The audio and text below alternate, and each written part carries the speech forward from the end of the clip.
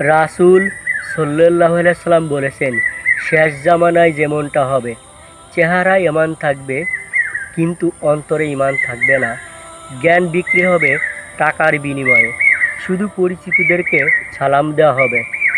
অন্যায়কে অন্যায় করলে থামাবে না, আরও উৎসাহ দেবে।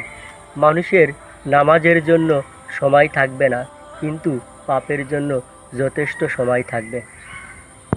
রাসূল সাল্লাল্লাহু আলাইহি সাল্লাম বলেছেন, শেষ জামানায় যেমনটা হবে, চেহারায় ঈমান থাকবে কিন্তু অন্তরে ঈমান থাকবে না। জ্ঞান বিক্রি হবে টাকার বিনিময়ে।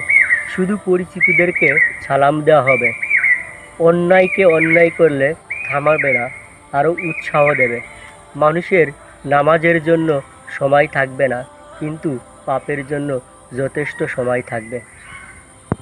রাসূল সাল্লাল্লাহু আলাইহি সাল্লাম বলেছেন, শেষ জামানায় যেমনটা হবে, চেহারায় ঈমান থাকবে কিন্তু অন্তরে ঈমান থাকবে না। জ্ঞান বিক্রি হবে টাকার বিনিময়ে। শুধু পরিচিতদেরকে সালাম দেওয়া হবে।